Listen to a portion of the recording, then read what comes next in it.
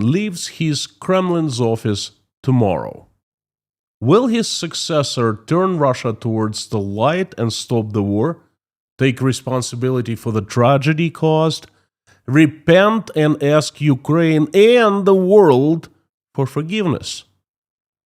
A lot of people think Putin is Russia's problem.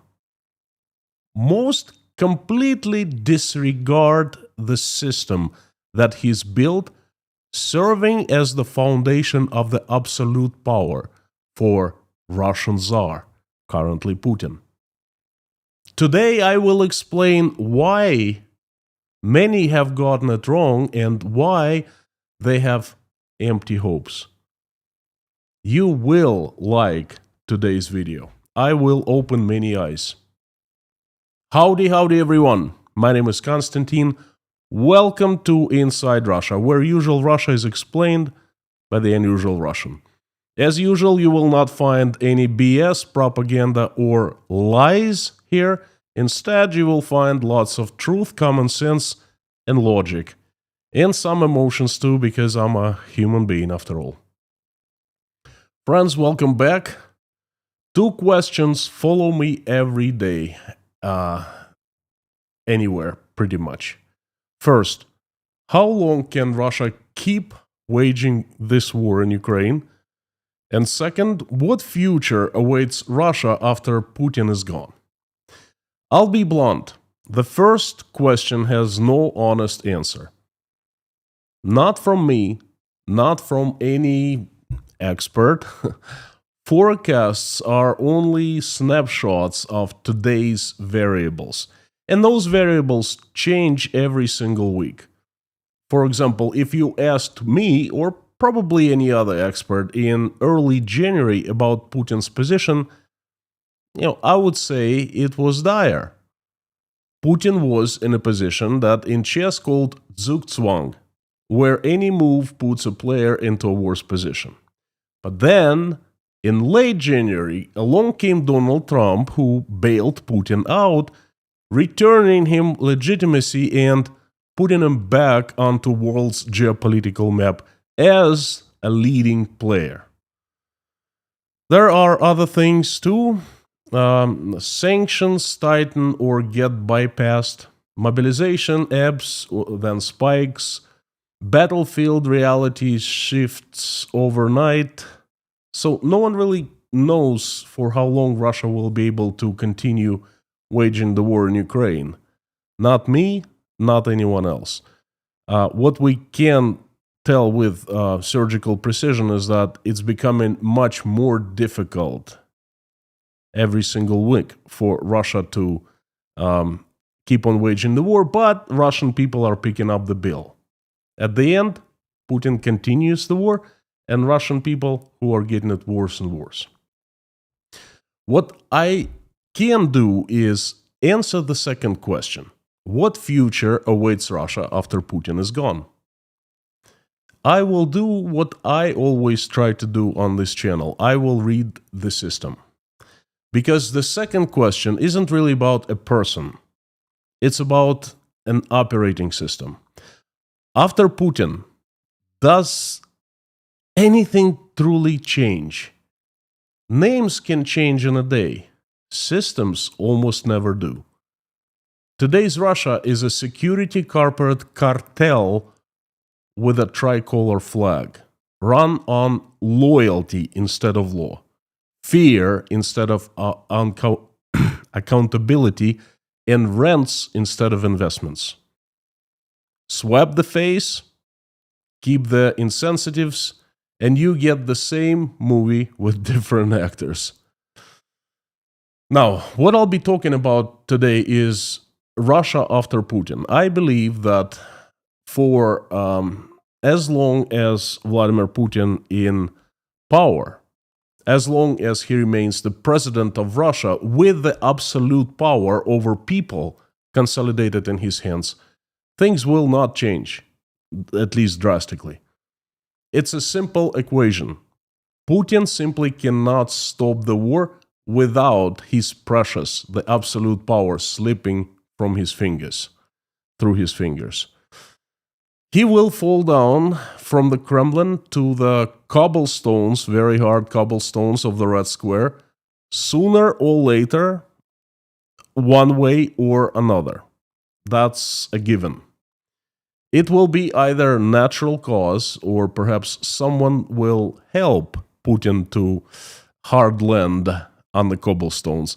No one knows that, but it will happen. Mark my words. One day, we all will see the Swan Lake Ballet on all Russian TV channels, and most of us will breathe out with great relief. So I want to tell you what I think happens next. Now, there is a popular opinion that after Putin is gone, Russia will change overnight. No one can explain how. Somehow, they say. A good guy will emerge who will say, enough! Let's stop the war. Let's pull the troops from Ukraine back to Russia. Let's be friends with the West. Let's undo all recent draconian legislation. Let's return freedoms to Russian people. Let's be friends with everyone.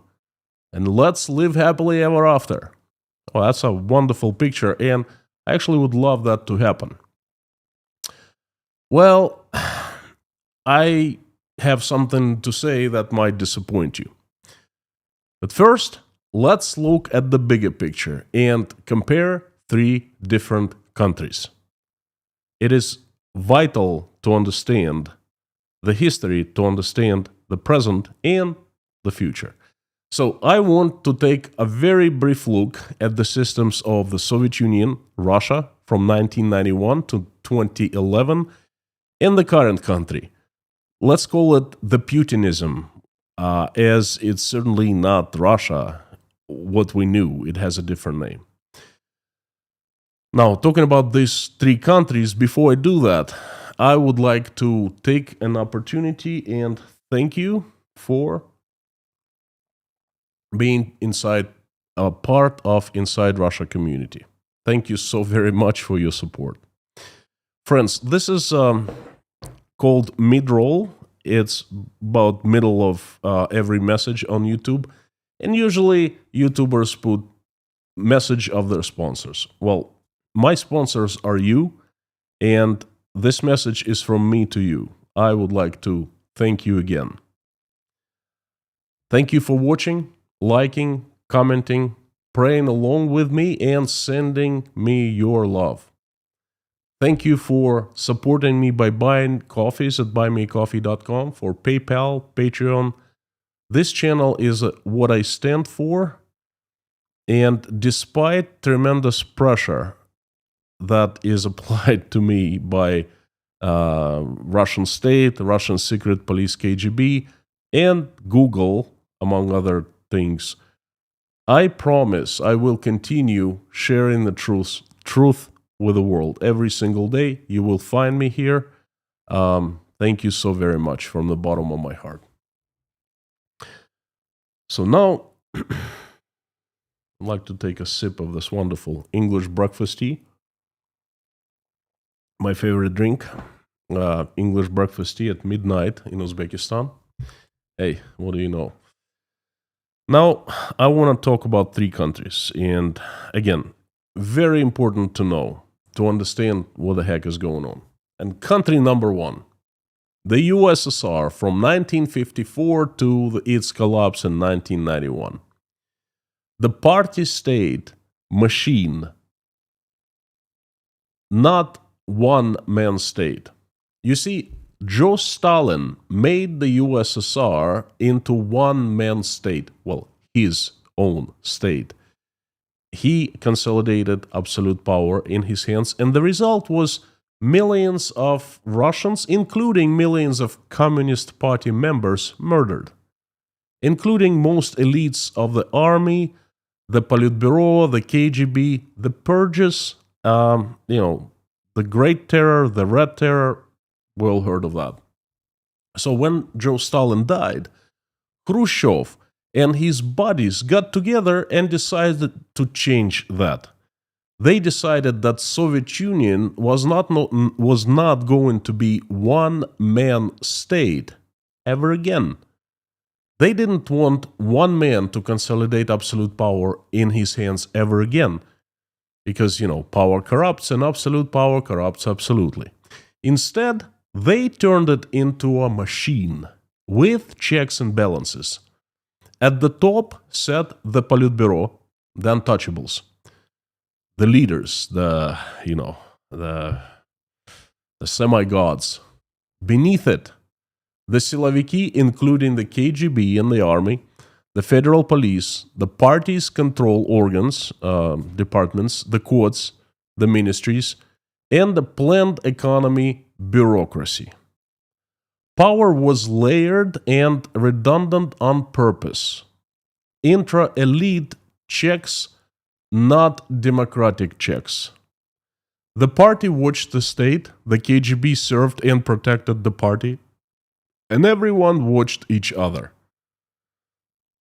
That's why the USSR and its machine lasted so long. A tightly engineered system of fear, files, and factional balance. That would be the right word. Balance. Now, the USSR fell apart, and it did so because of, surprise, surprise, its failed economy, because planned economy simply doesn't work. It can last for so long, but sooner or later it falls apart like a card house, and that's what happened. And then a new country was born, and that's the country number 1 on my number 2 in my list. That is Russia. Russia, as we know it, from 1991 to 2008. Fragmented presidentialism, that's what I call it. Post-Soviet Russia flipped the board. On paper, a super presidential republic, and in practice, it was a hollow state. That's the best term I could come up with. Weak ministries, weak courts, strong regional barons, the mafia all over the place, and oligarchs' capture of key assets. The president was powerful on paper, but most often isolated, forced to bargain with TV owners, TV channel owners, governors, bankers, and those presented a huge threat to the President Yeltsin. The institutions existed, but they didn't discipline power. They mediated chaos. And the siloviki, first of all of them, the KGB, the secret police, it ceased to exist. For 2 years, there was no KGB. It was reformed into different agencies, broken down and crushed. The KGB lost most of its power, and it was rendered insignificant. Now, the country number 3, Russia today.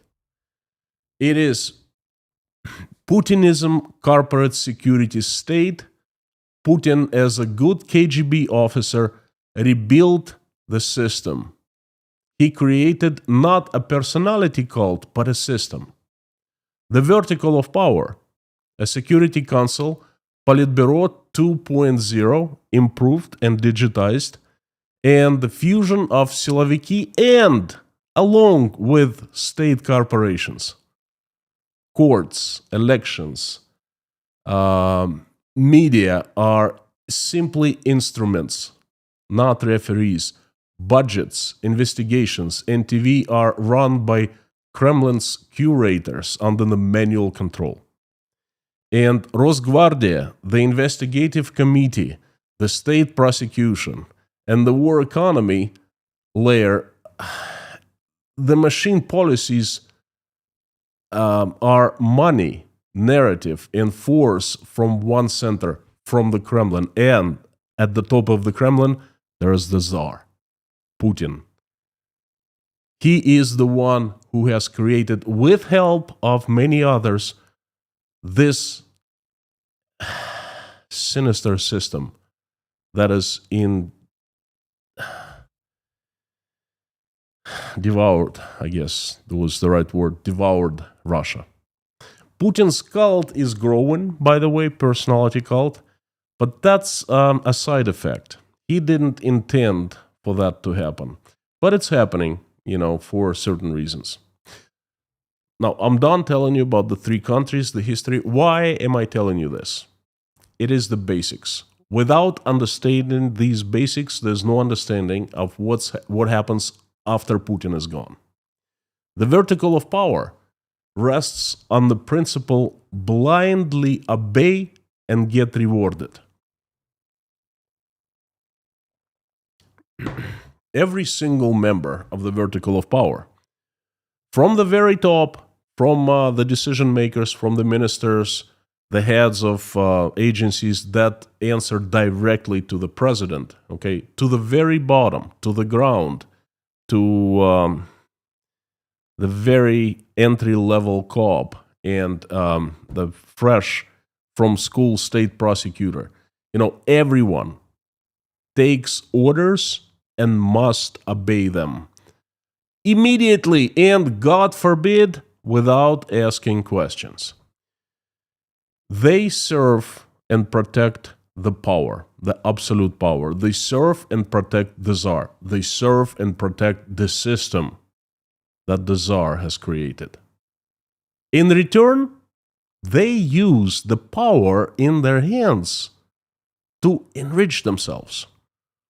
All people in the vertical of power are different, with different powers and different weights. But they all have it, and they use it. They have power, and they use it. That's their motivation to be the part of the vertical of power, and that's their reward for loyal service. Honesty is considered dangerous. There cannot be an honest person in the vertical of power. It's simply not designed for honest people. It's designed for obeying and being loyal. Loyalty is the must. Let me give you a few examples. What kind of power I'm talking about? Judges. They make right decisions when, in the cases of political opposition prosecutors, protesters, prosecution, in prosecution of those who are told to prosecute, to make right verdict. They're told by the superiors. They follow the orders. In return, they are given some room to have verdicts that benefit them. Now, sometimes for kickbacks, sometimes as favors, things like that. Judges in Russia are among the most richest people. State prosecutors, they prosecute, they open criminal investigations against those who are told to prosecute. They make sure that people don't protest. They make sure that everything is stable, and they use their power to open criminal investigations and put people to prison. Instead, they can use their power to open a criminal investigation against an honest businessman and put him to prison and take all his assets with help of their friends. There are different schemes, That's the power they have. And that's just, I'm telling you a few examples. Traffic cops, they must ensure stability on the roads. They must ensure that those who are in the vertical of power, when they're on the roads, they're safe. In return, when they take bribes, for stopping someone speeding, usually everyone closes their eyes and turns away. The ministers, federal ministers, they have lots of power. The rumors have it every single minister in Russia is dollar billionaire. They have ability, the power to give subsidies to different companies, to different corporations. They have the power to help financially to certain people, well, businessmen. They use taxpayers' money and distribute it into their, you know, industries. Mayors in charge of everything, all the money flows in their cities. Okay, they make sure the streets are free of protesters. In return, they can take as much as they can carry. The KGB officers, oh, those have unlimited power now. And my list can go on and on. So currently, there are anywhere from 15 to 20 million members of the vertical of power. The numbers are not precise, this estimation that I have. I think I'm not too far off. And all members of the vertical of power, as I said before, they all benefiting from the current system. They love it. It's their well-being. It's their money. Sometimes, well, some of them don't like certain conditions. They don't like certain people. They don't like their bosses. They complain. Yes, there are always people like that. They have been, they were in the past, they will be in the future. But they all love the system. They have spent their entire lives to get integrated into Putin's system. It's their careers, it's their well-being, it's their power, and it's their money, and it's their protection, because once you are inside the vertical of power, you are fairly protected. Once you are thrown out or you simply quit, you become a nobody, you become a regular citizen. Not protected, and your wealth is up for grabs. That's why the members of the vertical of power, and I'm talking about everyone who accumulates a certain amount of money, they try to get their wealth out of Russia, because it's much harder to get to their money in Dubai, in the USA, in France, in the UK, rather than in Russia. Okay. That's why you hear all the cases of Russian, not just oligarchs, but just Russian rich living in, their families live all over the world, and yet they live in Russia. They earn money. Well, I don't know if you can call that earning, but they make money. They enrich themselves in Russia and then try to transfer it out of Russia. It was the case for 20 years until the start of the war. Now, it's much more difficult because most of the countries are closed for Russians, but there are some, if you have a lot of money, you will always be able to get it out of Russia. It's going to cost you, yes, but you will be able to do that. Good example, Rostov, former governor of Rostov-on-Don. The fellow served as the governor of the province. I'm sorry, not Rostov-on-Don, but Rostov province. He served as the governor over 10 years. And his family is in Dubai now. His wealth is in Dubai, out of reach of the KGB, out of reach Russian state prosecution. And he is in Russia, but he has immunity, legal immunity, as a member of the upper chamber of Russian parliament. And I think as soon as the clouds will appear above his head, he'll be out of to Dubai, forget about Russia. That's just an example. So you got to understand, all those people, the vertical of power is their lifeline. Without this system, they're nobodies. They don't have any power.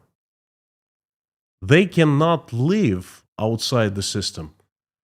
They don't know any better. So now I hope you understand how Russia is being run right now. So what happens when Putin is out?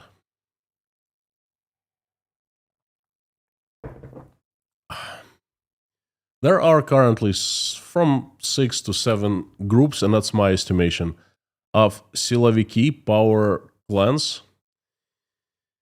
Well, I should say not precisely siloviki, but power clans with the power of siloviki and with large finances, abundant finances. Because whoever says the power clans consist of the siloviki only. It's those people who are by law given power to, they are armed and given power to use violence against Russian people. The secret police KGB, the Rosguardia, National Guard, the federal police, you understand, those who have guns, okay? They are not just the power clans. They are parts of big clans. But the clans there, they have interconnected people inside the clans. The clans consist of absolutely different people and different agencies. For example, oligarch, a minister of agriculture, governors of certain provinces, some KGB generals controlling certain departments of the KGB, the prosecutor general or his deputy or his, the top prosecution to heads of the departments, they can be in different clans. They can form one clan, and for example, the head of the KGB, well, he's kind of above the clan. He has his own clan. Okay, but he can have his deputies who are parts of other clans. Okay, it's a very complicated system, and everyone is interconnected. The interests rule. Okay, there is constant fight going on between these clans, and this is how Putin ensures his political safety. Because when these power clans fight, Putin acts as the judge, the supreme judge, okay? And he makes sure that all clans are fairly same in power, in size and in power. And when he sees that one clan is becoming stronger, he on purpose cuts off its head or its hands. Some members go to prison and the clan weakens. So they all stay about the same. When Vladimir Putin is dead or he simply becomes weak, that's kind of the same thing as dead for him. Okay, he will lose his power as if he was dead. Okay, if everyone in the power elites notice that he's weak, he will be dead. The power clans will fight. They will act as a bunch of disturbed bees. They'll be buzzing and biting and not biting, stinging, and will be noticing, and the entire world will be noticing, because that is something not the bulldogs. There will be not bulldogs fighting underneath the carpets. That we're gonna be seeing it everywhere. And most likely there will be blood, okay? We'll see it. The power clans will be fighting to decide the new model of the vertical of power with new faces, with new actors. And they're going to be fighting for their role. And of course, everyone will want to be the strongest wolf of the pack, okay? It's going to be the same movie, only the actors will be different. Remember I told you that some of the members of the vertical of power, they don't like some things about that system. They don't like some people. They don't like their bosses. And you see, they don't want to change the system. It's just they wanted to become the boss. Okay, they want perhaps to merge with a different agency. They want to do different kind of work, but they don't want to change the system. The last thing, the power clans, and I think that's very uniform for everyone in the vertical of power, from the very top to the very bottom. That's the last thing they want to change, the system itself. Russia is wired for not changing. And if there is a threat to the system, let's say for some magical reason, Russian people in a certain province or in a certain city stand up and start making themselves heard, making themselves loud, protesting, demanding power, saying, we are the people, we are the power here, not you. Guess what? The power clans will temporarily, instantly join forces to crush such threat. They will wage the war with all the resources that they have. We have seen that happen before. In 1996, Boris Yeltsin was facing re-election. His rating was about 3% in the spring. And then there were quite a few clans, oligarchs mostly, because back then the landscape of clans was a bit different. So the oligarchs got together and they temporarily announced ceasefire. They joined forces and they seeded money. The rumors have it $20 million each they gave personally to finance the presidential campaign of Boris Yeltsin. And he won. As the reward, the oligarchs and everyone who was taking a part of the presidential campaign were rewarded handsomely. They were given large state-owned companies. We saw that happen. That might and most likely will happen again.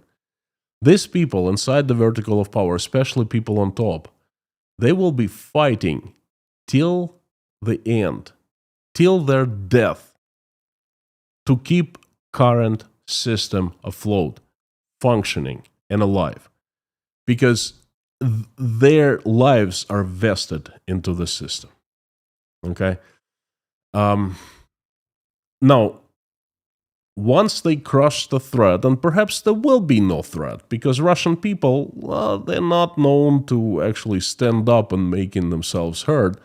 So if there is no uprising, if there are no attempts to take power back by the people, then the power clans will decide on the new Putin, who will be placed to the throne, but will be under the elite's control, well, at least for first couple years.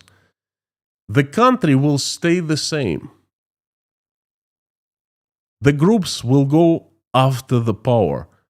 They might change things, like, for example, freeze the war, make some amends with the West to have the sanctions uplifted, things like that. But they will not change the system in principle. They will not turn to democracy, because that's their death.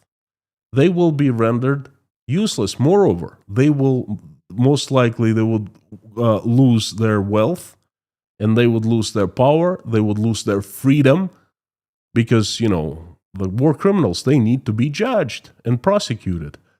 They will lose everything. They might even lose their lives.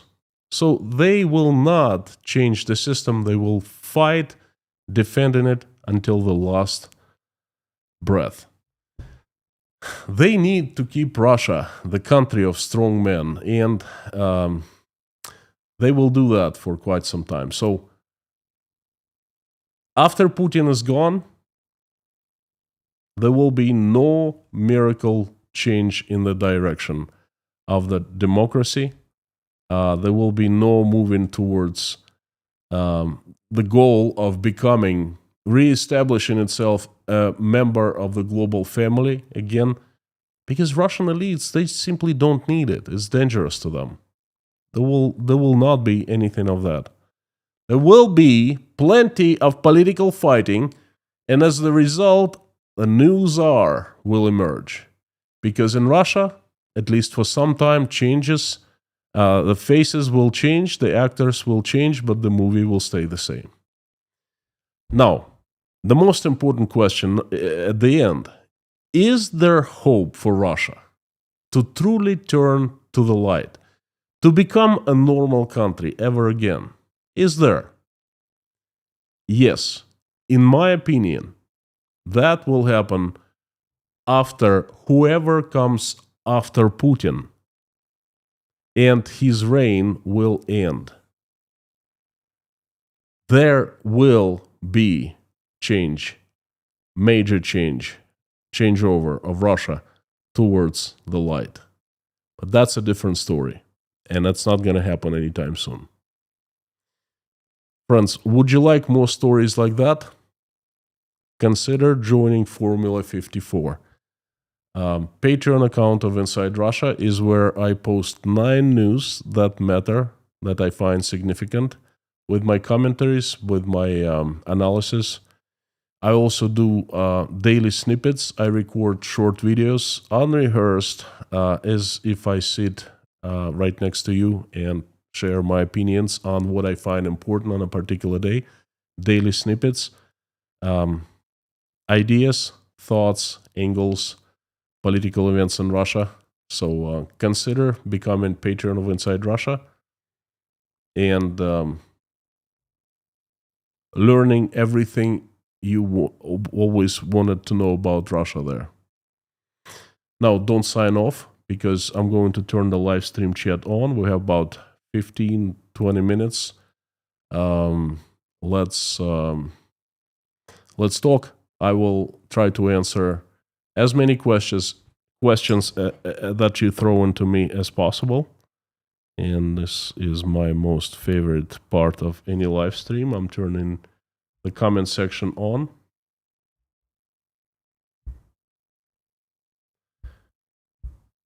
First question, please let me know if you found this message interesting today. I need to know. And if you're here for the first time, I'd like to tell you that this is the best community on YouTube in the entire universe because of the best moderation team that excels every single day. They are Lorna, Mami K, Bob S, Harry Potman, and Amir Fazad. Thank you very much, friends, for coming. Thank you for watching my back. Thank you for making this community very nice, enjoyable place. We've been doing it for 3.5 years now. Let me just press a couple buttons here to get into the live stream chat myself. It's actually my most favorite part of any live stream because I see that it's not just me sitting in front of the camera, but the whole thing just comes alive with people. So it's fantastic. Thank you, friends. Great to see everyone. Rules of Inside Russia are very simple. Be nice, be pleasant, be respectful to everyone. No insults and no discussing U.S. Politics, individuals, events. We're talking about Russia here, not the USA.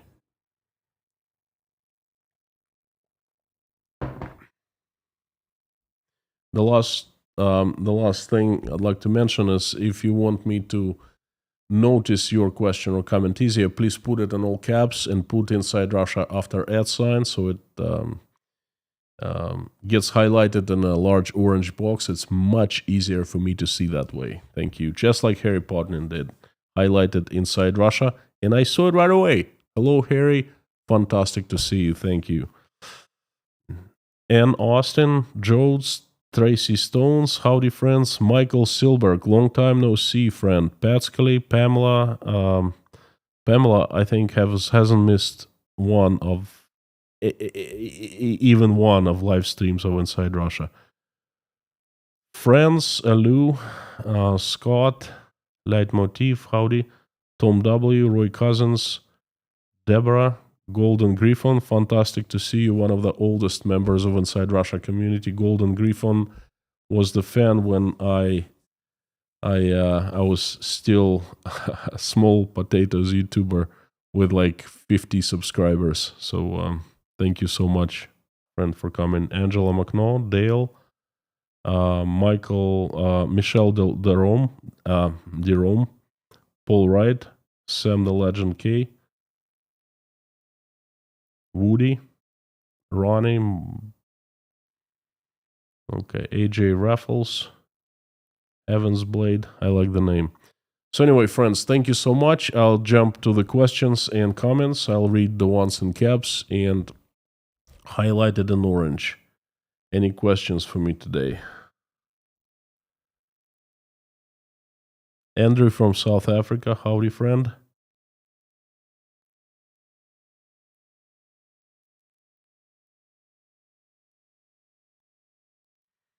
Woody, the question, any thoughts on Zapad? I'm not sure what you mean, Woody.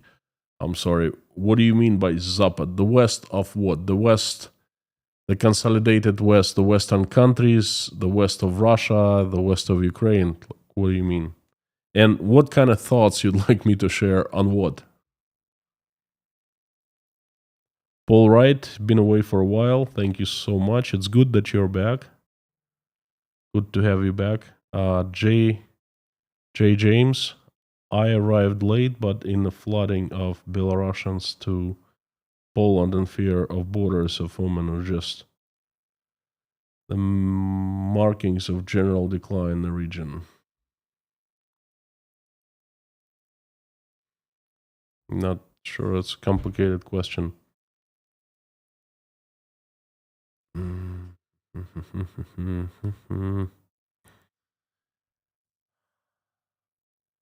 Is the flooding of Belarusians to Poland in fear of borders an omen or just markings of general decline in the region?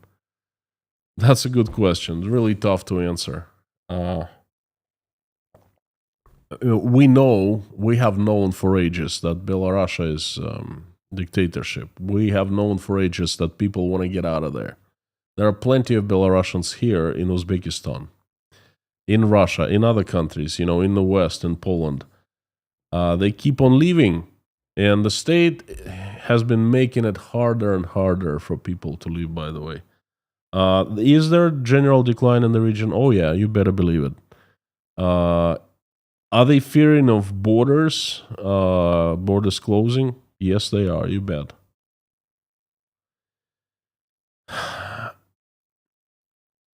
Ernest Connell, any comments on Russia attacking Poland? I will do a segment tomorrow. It's going to be one of the major news in the Friday news update. I'm still gathering the information. A couple things that what I am sure about right now. Russia is saying it was an accident. I think it was not. It was well planned. Russia is simply that's Putin's typical strategy.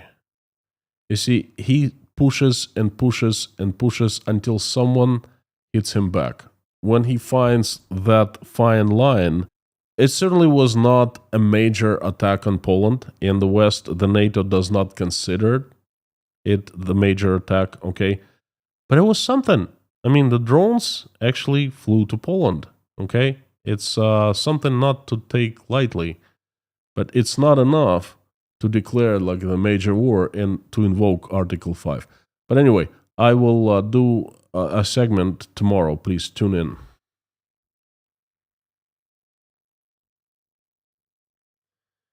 You know who? Howdy? With 15 to 20 million in vertical of power, then the family members, about 30% of Russian population, have vested interest in keeping the system.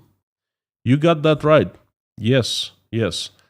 And the vertical of power is not just siloviki, not just those who have guns and can use violence. They're the elites of the vertical of power. But that's just regular bureaucrats, regular officials in the provinces, in the ministries, the federal ministries in Moscow. Everyone who is a supplier, who does business with the government, that sells something. Everyone who helps to launder money for the officials, everyone who is in illegal schemes with the officials. I call them also in the vertical of power. They benefit the system.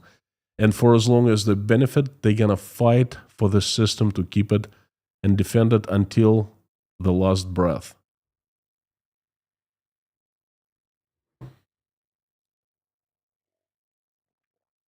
Leitmotif, you have said that old Politburo members are still in power. Will the current equivalent remain in power? Very good memory. I have said that. I think I said it over 2 years ago. It was a very good live stream. Incredibly enough, there were a few members of Politburo in Russian parliament, old Politburo, and I was amazed. I didn't know myself. Then I researched. Now, You see, in Politburo, they were semi-gods. They were the decision makers. They were the dozen or so people who decided everything, who were the untouchables. They had the absolute power in their hands. And the USSR was shaped in a way that absolute power could not be consolidated in one hands, just like it happened with Joseph Stalin. Okay, there was a general secretary, but it was like a round table, and decisions had to be made voting. They had to be made by, majority. Okay, they used the democratic principles inside their small group. So they had entire power over the USSR, over 350 million people in their hands. And then they fell out of power. That power slipped through their fingers. Power is a trap. You can achieve power, but it's really difficult to keep it. You have to dedicate your life to fight off others who want to take your power away from you. And there are always those. If you work in the corporate world, you know exactly what I'm talking about. And the thing is, the biggest trap is that power is finite. Sooner or later, anyone who has power loses it. Worst comes to worst, death comes. You lose your power. Power. It's something that comes from one hand to another hand. Is passed on. So they lost a great deal of power, but they gained it back. But they never got to the level of the absolute power, like they had in Politburo. Okay. They never became the major decision makers. They're definitely respected by the current elites. They're definitely given immunity, protection, security, money, certain amount of power, personal recognition, and so forth. And they are allowed to make certain decisions. Okay, they influence Vladimir Putin. He takes. Now, probably not, because right now I think he has idea that he is God, okay, or godlike person. I don't think he listens to anyone. But before, they definitely had influence over Putin and, the power clans. And they are part of a power clans, by the way, too. So, will the current equivalent remain in power? Oh boy, no. Sooner or later, the current equivalent, the thing is, if they lose power, they've gone too far. If they lose power, they're dead. They've raised the stakes to the highest possible level. You see, the more power you try to get, the higher the stakes and the higher the risks. The absolute power, the absolute stakes, your life. Vladimir Putin loses power, not just his job, he loses his life. Moreover, his ancestors lose their lives. His kids, grandkids, most likely, wives, whatever, friends under threat to lose everything they have, including their lives. It's very, very high stake game, he's playing, and he knows that. That's why he cannot stop. He's like riding a bicycle. He has to press on pedals faster and stronger. If he stops or even slows down, if he stops, he falls. If he slows down, everyone will see that he's becoming slower. Take him out, okay? Dustin, just want to say hi. Please, everyone, take care. Just looking up, down. Thank you, Dustin. Thank you for stopping by. Bob S., thank you for all your support. You're such a great member of the moderation team. You're so reliable. Thank you for giving links to the Buy Me Coffee. Yeah, by the way, if you haven't liked this live stream, it would be good time to do so. And if by any chance you would like to buy me coffee, I'd really appreciate that. No, never required, but much appreciated. AJ, do you know if the Russian government now has stopped funding non-military scientific research? Very good question. What we're looking forward to seeing is the draft of the federal budget for 2026. There, I bet they will cut a great deal of everything. First of all, they're going to cut lots of financing, funding for social jobs, healthcare, education. They're going to definitely reduce funding the universities, the research, and some research might even be stopped. Non-military essential, like you said, most likely. But we're looking at the budget. Oh boy, I get my hands on Russian budget, the draft of Russian budget for 2026. Trust me, I'm going to make 2 live streams. I'm going to live stream for 24 hours, looking at that, explaining what the heck was going on.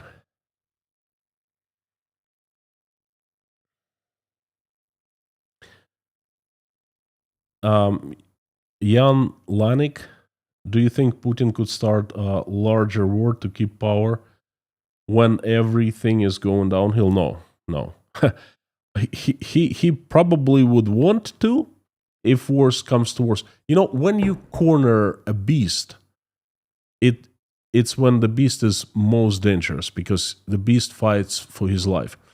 And then Putin can be compared to such beast. If he is cornered, if he sees that there's no way out, everything goes downhill, he might try to do something terrible. But he doesn't have any resources. Will he press the red button? Most likely not. And the rumors are if he does, there's a chain of command. They're not going to launch the missiles. But can he start another war? Russia cannot advance in Ukraine. Can you imagine opening second front? No. Read my lips. No, that will not happen. Not happen, okay?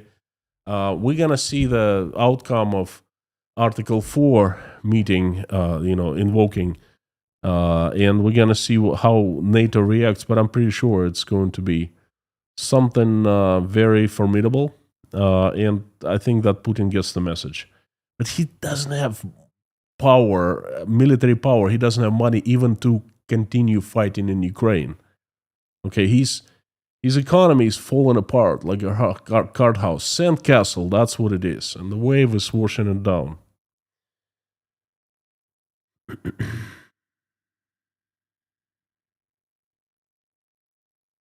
Woody, I meant the military exercises coming to Belarus this week. Okay, so I understand. Your thoughts about it with the drones that entered Poland and earlier Lithuania. Lithuania was like a couple months ago, if I'm not mistaken. As I said before, I'll make a dedicated segment of Friday Crazy News Update to this particular topic, so please tune in tomorrow. I will get your answer. Golden Griffon, I think Putin was trying to get a reaction from NATO of the US, by the way. Who are you calling old? I'm so sorry. I didn't mean to insult you. I'm saying old in terms of the life of Inside Russia. You see, this channel is old, and I consider myself an old-timer of this channel. I probably used, pardon my English, I used a different word. You're not old, you're old-timer at the channel, at the community. Let me rephrase. You're one of the founding members of Inside Russia. How about that? Michael, what kind of desperate actions are possible from Putin if he starts to feel desperate? That's the beauty of it. I don't think he's feeling desperate right now. I think he's feeling more and more. He's living more and more in a bubble, and the information is supplied by his subordinates, his inner circle, who like to supply him what he likes to see and who likes to learn. Okay, they tell him that the economy is doing all right. They tell him that Russia is advancing in Ukraine, and I think he believes that. So I think he does not feel desperate. He's feeling like victor. You know, he's defeated America. He put America on its knees. He flew to Alaska. No one touched him. They threw a military parade in his honor. the planes were flying. U.S. taxpayer-funded officers of U.S. military saluted him. The Secret Service of American president provided security service for Putin personally. That's the victory, okay? America capitulated. And then most of Russians think so. I spoke of it on the channel. America lost, Russia won, Putin the Great, Vladimir the Great, the victor. Then, to expand, he went to China. He is one of the founding fathers of the SCO, the Shanghai Security Organization, okay? He was the guest of honor. He was pretending that organization is the counterpart to the G7, to the the Western countries. I don't think he's feeling desperate at all. I don't think he knows the real situation in the economy, to be honest with you. He might get some macroeconomic analysis from his minions. That's why he called up a meeting not too long ago, inviting all the economists, top chief economists of Russia. But I don't think he knows he fully understands what's going on. So he's not desperate. So 2 more minutes, friends, and we'll be wrapping up, finishing up with a prayer. Kev Sullivan, hello. I usually have prayed the rosary before your live stream, but I was running late, so I said my rosary during the podcast today. Thank you so much. The Untouchable, hello, Kostya. In Maine, when I lived in Maine, they called me Costa, or sometimes Kostya. It was really hard for Americans to say Kostya. So I taught people, I said, well, it's gonna Kostya. Oh, okay, I understand.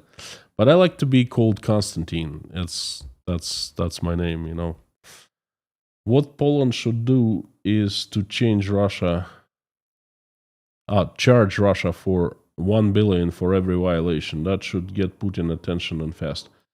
Not gonna work. The Untouchable. You see, I understand where you getting at. There are over $300 billion frozen in Europe, Russia's savings account, and I think you suggesting that Poland would take 1 billion for each violation from that fund. Putin has already grown into the idea that money is lost. He's not going to get it back under any circumstances.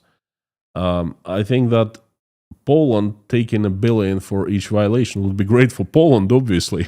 Hey, knock yourself out. Spend that money, all money, on Polish people. I have complete faith in the Polish folks. I think that if you're given, those money partially or entirely, I think you will spend them for the good cause. I think you will build roads, public transportation systems, hospitals, schools. I don't know, support your businesses. Do it. Knock yourself out, please. I'll be happy. David, I think Paul Warburg is right. It was about getting NATO countries to keep their air defenses and weapons at home for their own defenses and not send them to Ukraine.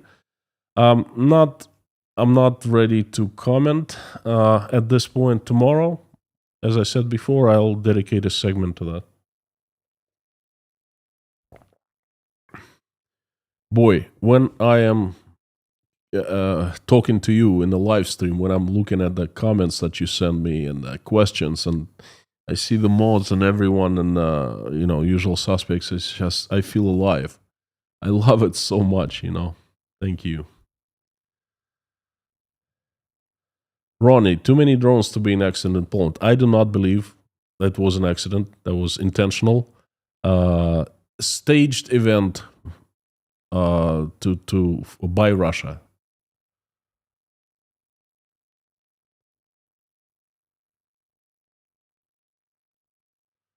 Raider Cortex. When Putin dies, will China take advantage of the situation?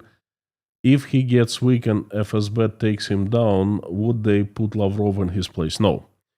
There are two different questions. First of all, Lavrov is not Putin, not the not future Putin, not future Tsar. Mikhail Mishustin, Russia's prime minister, by constitution, will be installed if that happens.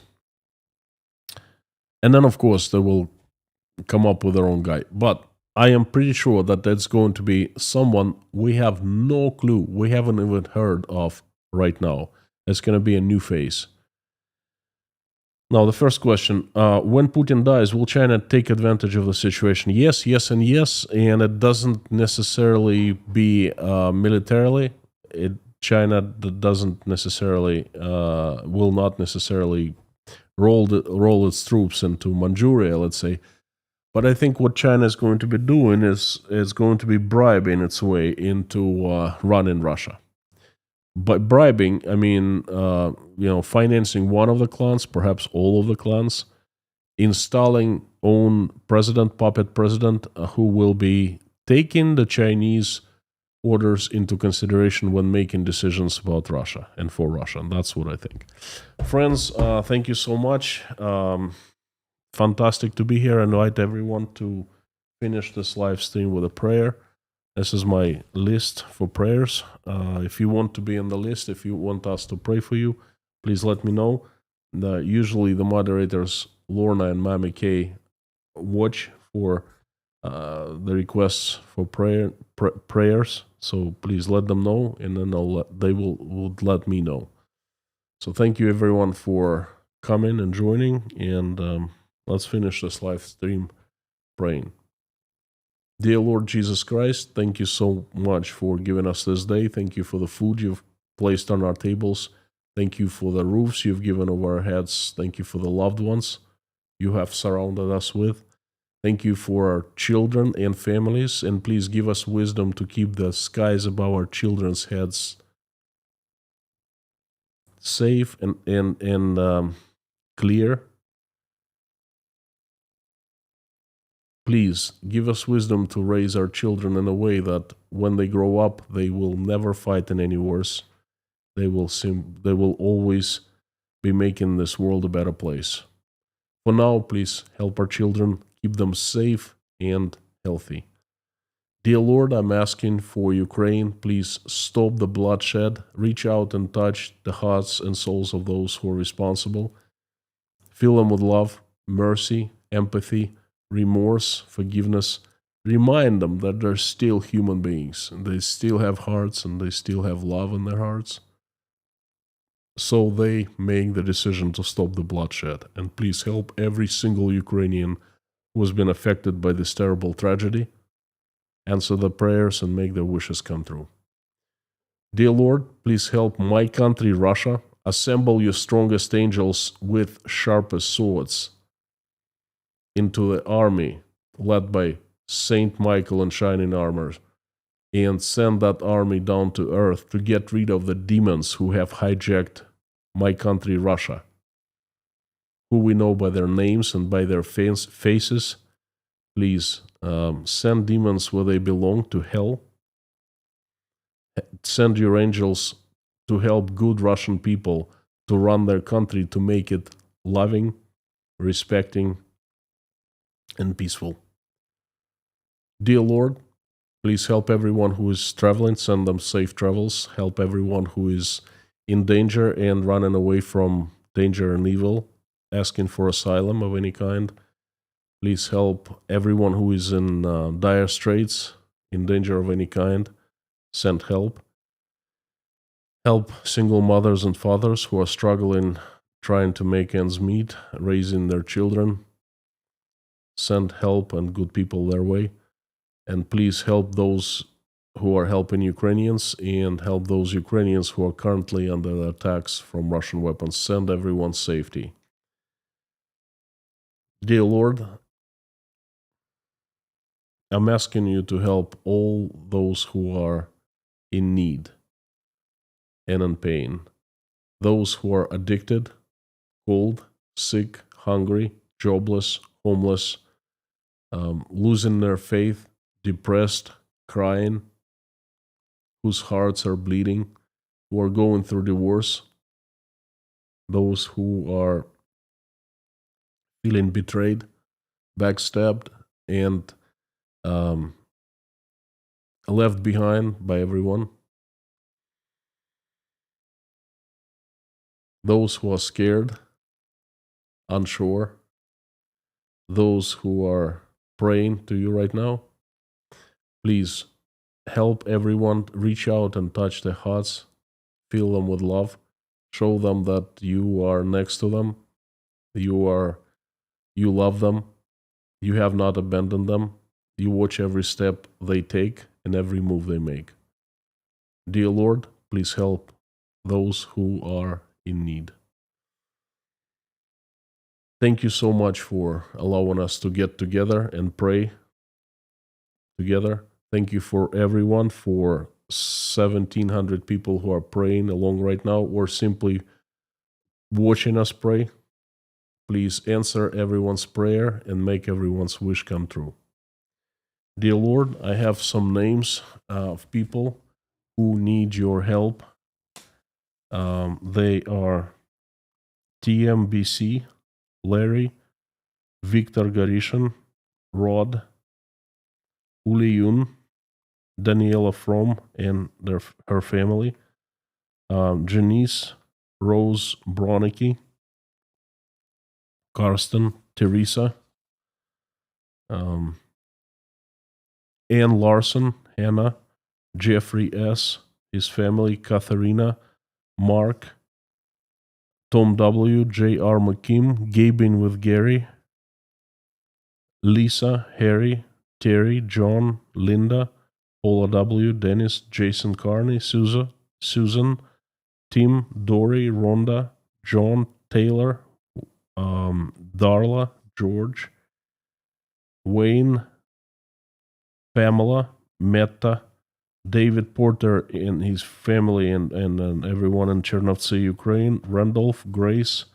Dean Spooner and his church, Yelena, Natasha, Michael, Jake, Oля, Dasha, Sky, Svetlana, Sergey and Sergey, Liz, Ron, Liz, Koshkin Dom, Sandra, Mike and Mike, Petra, Joseph, Millie, Philip, Eileen, Pamela, Jeff, Janice, Derek Martinez, Denise Abbott, and Jeff. Thank you very much, dear Lord Jesus Christ. Amen. Thank you, friends. It's fantastic to see everyone again. Thank you for giving me a chance to share another message with you. Thank you from the bottom of my heart. And before I sign off, don't forget that you are awesome and you rock. It's my honor to be with you in this community. Tune in tomorrow, another Friday crazy news update. And yes, I will talk about Russia's attack on Poland or accident or whatever it's called, event, incident. I'll give you my thoughts on that. And I'll have plenty of other crazy news coming up. On Saturday, there will be a live stream at noon Tashkent from Breakfast Club meeting. We're going to be having breakfast. Then there will be a usual live stream virtual pub for patrons of Inside Russia. Much slower paced live stream with fewer members. We discuss personal things, so just goof off and, talk to each other. It's like going out to a pub on Saturday evening and finding yourself surrounded by friends. That's why I call it virtual pub.